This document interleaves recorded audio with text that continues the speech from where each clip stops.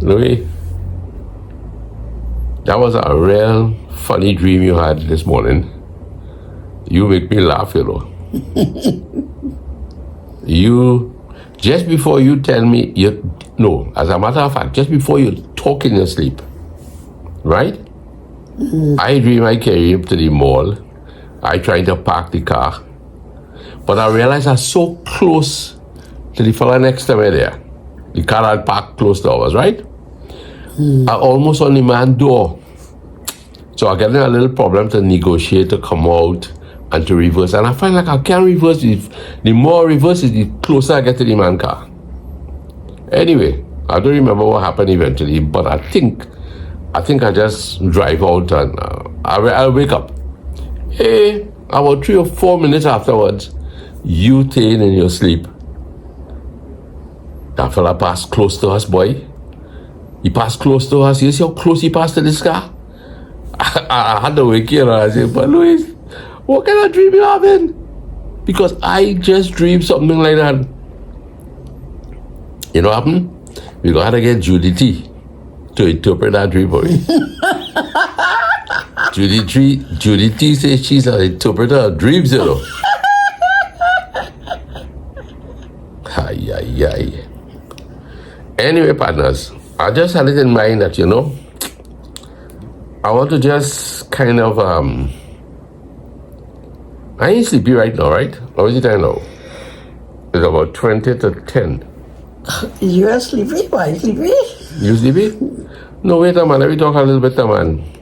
I mean, it's kind of bright that we should be doing this, but light's bright. But I wanted to read a little bit. One of the things we used to do in Cora, everybody used to read a page. We gather around and we read a page each from a very simple book. So tonight I choose this book. This is a product of Pot Bake Productions, right? Yeah. Excuse me? You falling asleep already, girl? Impossible. As soon as I lie down, I'm ready to sleep now. No, man. Let me read a little story for you. Right? I will read about a page or two and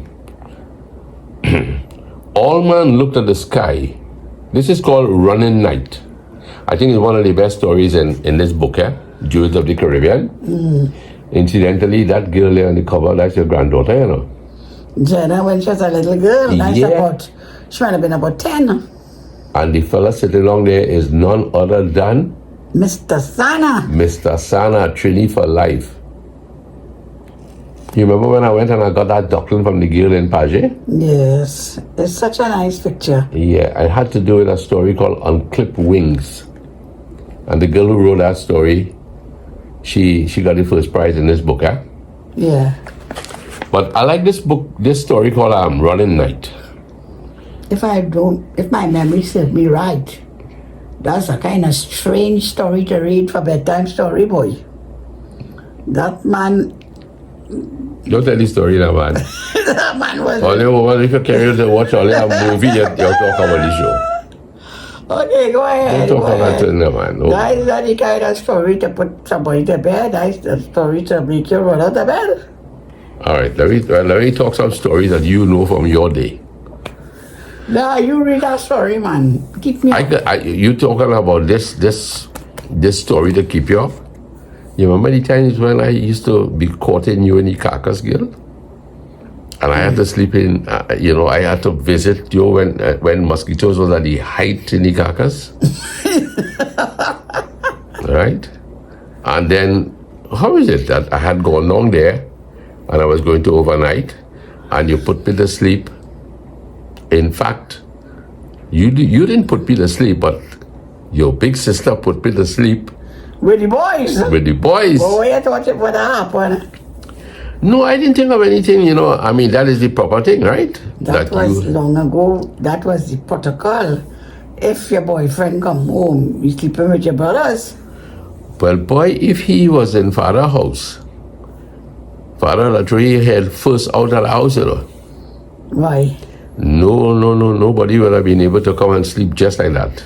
But fortunately, your home, right, had a lot of boys, young boys. So your sister agreed that I will. But we were engaged. Yeah. Oh gosh, that make a big difference, man.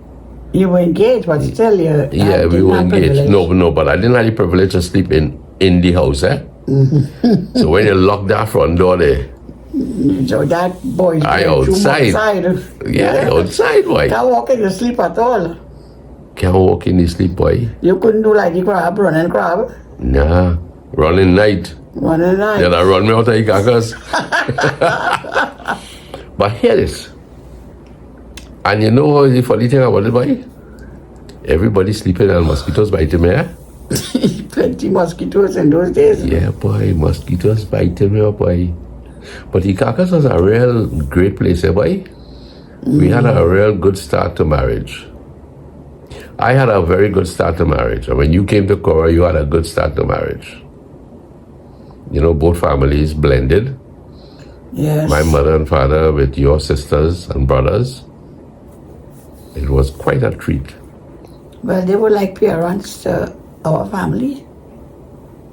You know, once I went to service the car when in them days when Neto had the gas station in Piaco Junction, where Churches is right now, in Piaco Plaza there. Yeah.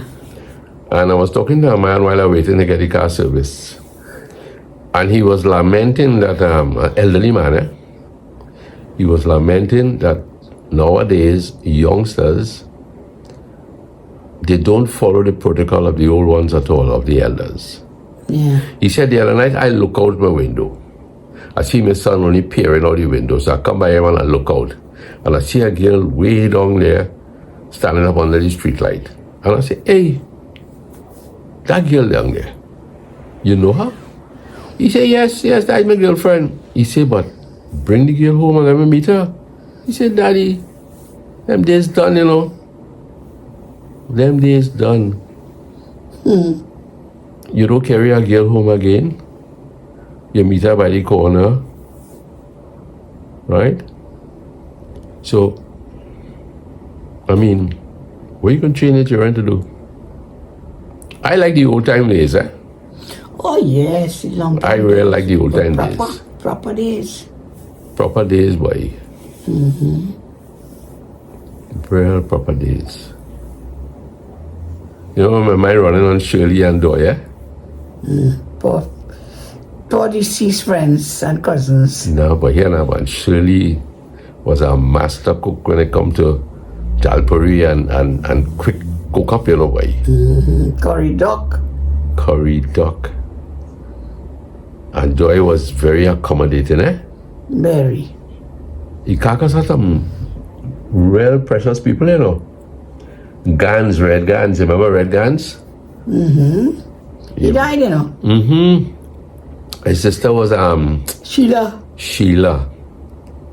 Good old folks, boy. And when you go up Grashimere, right? Which is Gassi, they call it Gassi? Yeah. You meet Mr. Innes. And Miss Amelia. Here and Mr. Innes lived in a real mosquito infested area. Yeah. But so he was a man who used to really walk the beach and gather up every little junk that come ashore. Yes, and he had them hanging in the house. Hanging in the house, boy. And you know, up in that lonely place, had a little girl named Kathleen and her brother Steve living with their old grandmother, Miss Mills. What? I even forget the lady name now. Miss. Where, by Mr. Innes? Yeah, a little before on the right side, beach side. Okay. Remember, just have a little house. Yes, that's right. Before Mr. Innes and them. Yeah. Well, Kathleen, she was such a cute little girl. Well, of course, she's a big woman now. And her brother Steve, who ended up marrying Wendy's sister. Okay. So we would have met Steve German years and years after we knew him as a little boy. Imagine that, eh? Yeah. Mr. Innes. How they survive in that mosquito infested area, boy? It's the right smoke in the night. Make us smoke with green bush. Hey. And the things that used to come across from the beach, little what do you call that again? Google beef? Not Google beef. A little round seed. Guru? No, not Google, but it was like it had a hard coconut, hard shell, and when you burst it out like a inner Oh coconut. gosh, what's the name of that thing again that you do? Googly. Googly. But that really used to come across the main from Venezuela, you know. Serious? Mm-hmm. It had a little coconut in it? Yeah. Coconut. So they used to burn that. The kernel in it, get eh? smoke. The kernel, yeah. Mm-hmm. You mean you burn that whole thing? Yeah, and it will burn for hours. And emit a smoke? Yeah. And then you get a nice kind of coconut smell. But Louise, talking about that area, what is getting all the hair that night to have a beach party up there, boy? That was the craziest thing I ever seen, you know. But you know, I mean, the mosquito really spoiled it, eh? But you wasn't that true member at all that night. You leave me there. That's one time you leave me. But I have to leave you, You girl. was quite willing to sleep without me that night. Well, wait a minute. Why can't I understand, right? Why can't I understand is why all they did to even go in that area?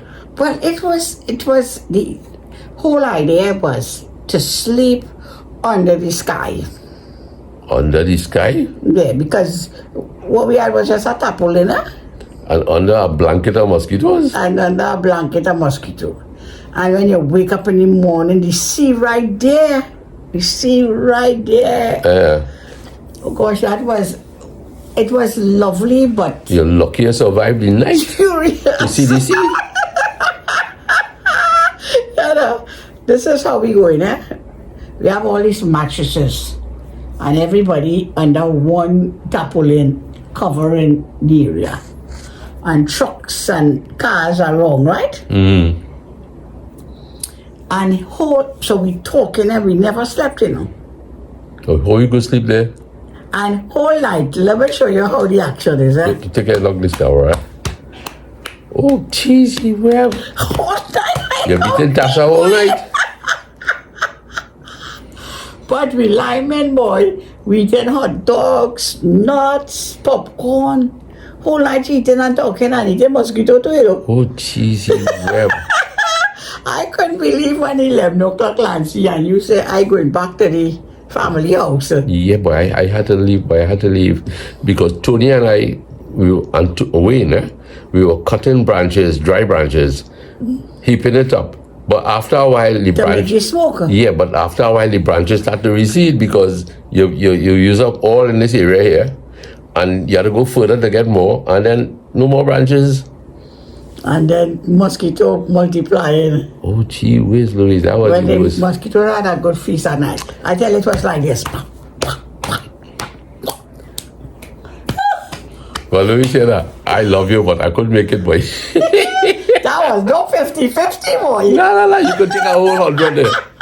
That was not 100, that was 1,000. You take the 100, sweetheart. I go on. But it was fun. It was fun, but terrible fun. No. That wasn't fun at all, boy. That wasn't fun. That was not fun. I never do that again, though. But you remember in Bo's book, you had a that's somewhere off Cedros, right? Yeah, that's before. Before Cedros, before we called right Bonus, side then home. before you called Bonus. Yeah, that is Cedros is the big ward, but now you enter into Bonus, Yeah, and then you branch off into Bo's book, is it? Bo book. before you reach Bonus. Before you reach Bonus, It you is had an right. auntie inside of there. Auntie Sarah. Sarah. No, Dadoy. That was a charming woman, eh? Yeah, boy. Well, you know, she used to write whole night, you know. Yeah. She's like a scribe, you know. Yeah, but she was a lovely woman. Every time you pass that Auntie Dadoy cooking curry and Yeah. roti, man. Once you know you're coming. Yes. She was a nice lady, had beautiful children too. Lovely days. And then what about when you go down a little further and you come to the gas station? What was that guy's name again? The man who ran the gas station. Come on, help me. Winston. Tiny Winston. Yes. Winston, what was his surname? Austin. I used to drive that truck all the way along to deliver oil, you know. Winston was a real good family friend, you know. Yes. Winston used to carry us, pack up his car here at Austin, Cambridge. And about 10 of us in that car going up the street, fair in Port of Spain, you know. Imagine that. And when you reach up to Port of Spain, you go around the savannah, and they had vans selling fried chicken and chips. You remember that? Yes. And trade fair, man. You're winning big teddy bear and thing, throwing rings and all of that. Yeah, boy. Boy, Winston used to treat us real good. The whole family going with Winston. Yeah, he was a decent man. Yeah, real decent man. Yeah. Real family friend. What is the name of the man who had the bakery at the end of that Corey. strip? Okay, Mr. Curry or Corey? Corey, but we should say Corey. Is it Corey?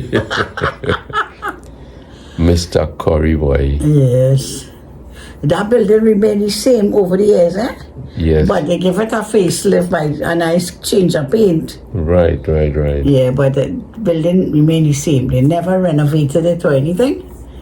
But the paint changed, not good. And what about the cinema that only showed Indian movies? Tivoli? That was the name? Yeah. You know that building still standing up? Yeah, but it closed down. But it had to close down and now nobody watching movies when you again. see when you go to that cinema, this is a theater. Yeah, we go to When you theater. go theater, like the oldest film used to reach down there. My time it reached down there, it only busted, you know. You just go black out, boom. And then they do something and they start to stick and you spend half of the time they fixing it. But that happened in all in Palladium and Monarch up here. Serious? In Tunapuna, I thought yes. that was because it was country. And the only people who will protest vigorously, the fellas in pit, you know. Yes. The of people course. in pit distinguish themselves from the people in house. Yeah. the Right? house So the people. fellas down there. And we in house happy to hear them fellas quarreling because we want to see the rest of the show. Yes, so all it too proper to make noise. Yes, and in them days, I guess Mr. Sitaram was owning Palladium because the fellas were, Mr. Sitaram, hurry up in the film. Yeah, boy. Going theater on a Saturday evening. Yeah, Well, I didn't go too much because it was more the big ones. yeah. Had the privilege. You know, I never went into that estate. Was it that estate when Perseverance. Never did. You never persevered. Never persevered. It was always a direct run to Lala Road. But it was nothing to it, you know. There was nothing. But there weren't barrack houses inside of there? I don't. They might have been washed away. Because I don't remember seeing barrack houses. Okay. I must have went in there once. But good old days in the carcass, man.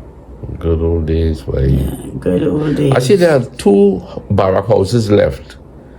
What's the name of that? St. Andrews? No, well, St. Andrews, only 2? They're not still good. No. people still- I'm not talking about Constance.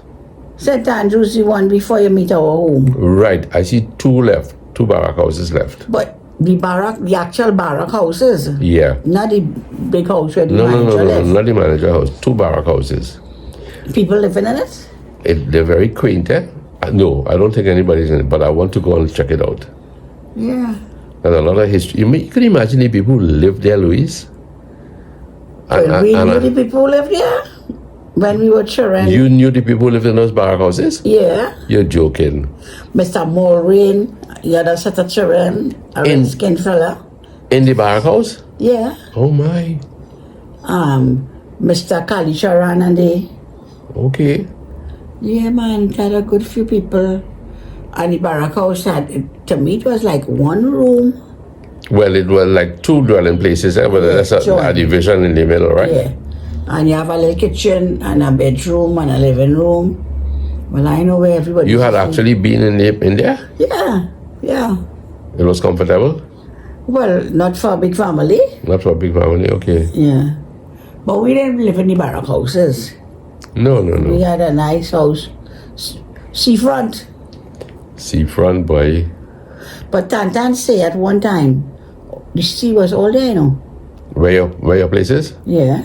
What? Yeah, because They have a place where people there's a lighthouse. There's a lighthouse not far on that road, you know. Well, right in the estate with the barrack houses, the lighthouse was right there. Okay. A good way off from the sea. So it meant the sea was all there. Yeah. Changing landmarks, you know. And then, years later, the sea gave land. Right. But 40, 50 years before we were born, Yes. Tantan say the beach was right, the sea was right there. Changing lands, coast there, boy? Yeah. And then it give a lot of land. And it reclaiming again. You see what happened on Constant side? Yeah. They take all the houses there. So, Louise, what about some of the families that you knew living on the beach at Gone Girl? Like who, Hiria there? Or the barrack houses? No, Hiria, Mr. Her husband's name was what again? Akul. Mr. Akul. He's the man used to play the mass. Yes, boy. Rubber. He was artistic, you know. Yeah, he could have real dance for, a fella in those days. Yes, he used to make his own costume, And little bells when he's playing jab. Jab, yeah. Cracking the whip.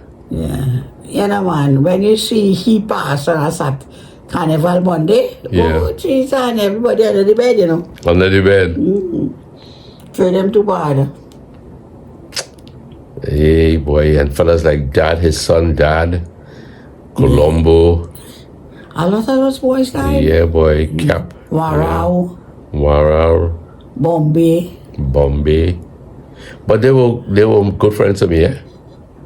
Yeah, boy, but they were a family that could align, you know. Yeah. Like to have a good time. Yeah, man. Play music and dance and things. You remember the fellow that's called John Agitation along there?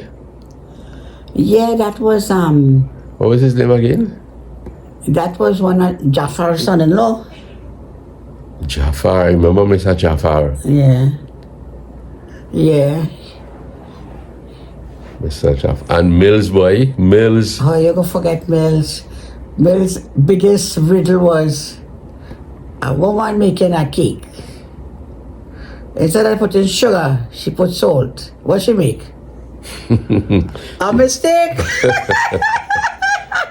Every Christmas, you know, yeah? Yeah. Mills, boy. That is Mills' big riddle for the Christmas season. But he had a good song, Count your blessings, count them one by one.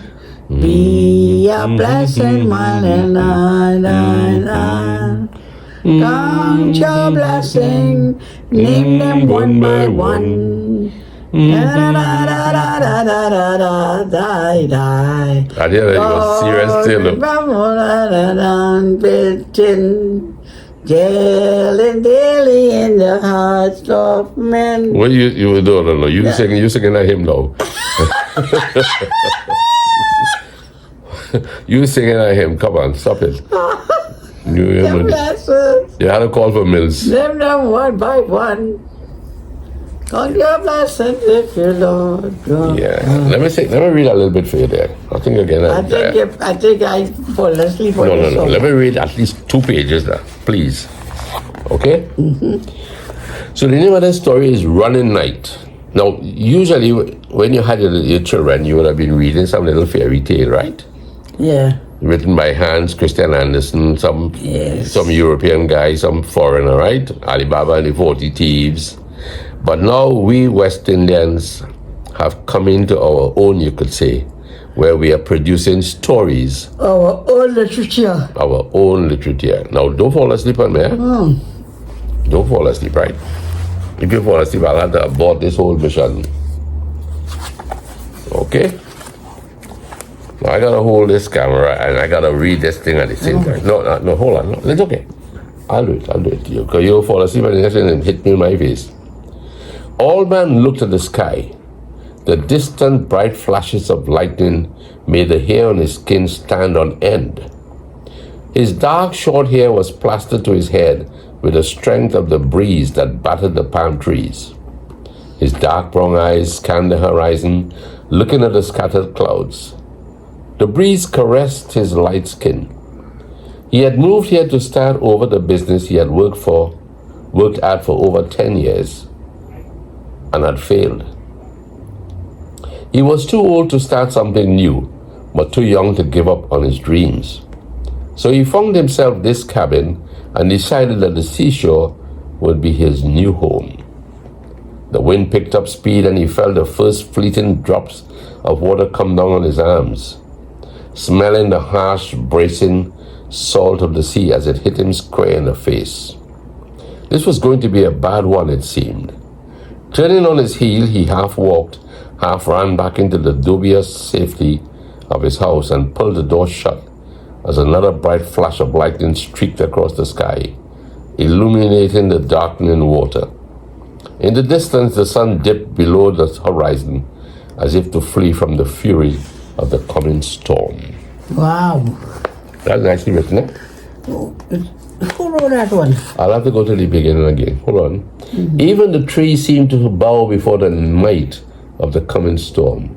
Their slender, ragged trunks, scored by the scoring of the sea, swung erratically as the wind picked up speed and battered them. The branches beat against one another, dancing in a strange, tropical rhythm to the music of the sighing wind. Wow! You tell me Westerners can't write? Yeah. Westerners can't write? You gotta be joking, man. Earlier in the day, he had heard no birds call out as the clouds began to hang, heavy and pregnant. What? In a normal rainstorm, the birds would make their raucous cries evident, loudly calling to their mates, getting themselves prepared for the onslaught. Even those accursed blackbirds that feasted on the fat of his fruit trees would have made noise fit to wake the dead. Today, they were silent, and that disturbed him. When he had driven down the winding pothole road on his way to the grocery store, even his old Land Rover had threatened to quit. It felt hard to handle suddenly, as if it knew something was coming. He had made a mental note to check it when the storm blew over. Hey girl, you sleeping? But they're going good. The darkening sky loomed like a shadow over Maria Roja. It spread a deepening gloom over the tongue, causing the buildings that stood so happily along the main street just recently to gain a dour miasma. The stray animals that usually lined the main street were strangely absent. It was as though someone or something had called down Armageddon on the sleepy little tongue, and they had forgotten to give him the memo. Wow. Hey, this fella writing goodbye, whoever it is. Let me see who wrote this. Let me see if I can pick up the author. Now, this is a book produced by Potbake Productions, Lyndon being the what do you call it? What is he? Compiling. He compiled the stories. Yes. Potbake Productions. And this book actually was edited by Kimberly Badlew and Lance Badis. That's you? You know me? What? Special thanks to Dr. Robin Maharaj, Siddiqa Ali, and Gordon Colasing, and to little Jenna, whose precious smile lights up the front cover. Yes, man. Oh, let me see the table of contents. I'll tell you what, maybe tomorrow night or sometime we can always find out the author of this story, right? Yes. But so let's go on again. But these books are for sale, eh? Yes, these books are for sale. How much is Linda asking for these books? I think it's $80. $80? My friends, you could get one of these copies for $80. You know? I think sometimes he have like a special, Yeah, special. like two might be 100. Jewels of the Caribbean. There's also Across the Caribbean. Yeah. And there's Boy Days, of course. Yeah. I know that like if you buy 3 books, you get it cheaper. But one will be for $80. $80, okay. People were packing up with a fervor he had never seen. Children were stashed away in vehicles and people were frantically locking houses and piling into cars. Everything okay? He asked the Chinaman who owned the grocery where he got his supplies. Everything not okay, the old Chinaman responded, eyeing him hard. What's wrong? The younger man pressed. You get goods and go now, the Chinaman insisted. Time short, we need pack. Pack to go where? Old man asked. But the Chinaman had already pocketed his money and was shooing him out the door. He stored away his goods in the back of the Land Rover and looked around. The cars were quickly disappearing from the tongue, and a sense of foreboding filled the air. New here, an older man asked him. His wrinkled dark brown eyes danced behind his spectacles, and the wispy white hair that encircled his head like a wreath smelt of coconut oil. The man's face was as lined as a copybook page, but his sharp, alert eyes made Old Man think that maybe he could learn something from him. Not really new, the youngster replied. Alderman Smith, he said, offering his hand. Irwin Jones, the man replied, taking the offered hand in a firm grip. Seems like you're going to be riding it out. Riding what out? Old man fielded the question with one of his own. What's going on? How long you been living here, Mr. Smith? Louis, you're beginning to snore. Yeah, I'm reading for your benefit and mine too, you know. But you can't fall asleep on me. About 5 years, bought that house up on the hill by the bay. It was a good price. It was listed for close to 3 years before someone bought it. In all my time here, though, I've never seen something like this happen before now. 5 years. Smith stared up at the sky as if considering something. You know, tonight is running night. I've heard of running night, Old Man said. That's the night that the crabs run, isn't it? Yes, the old timer said non-committedly.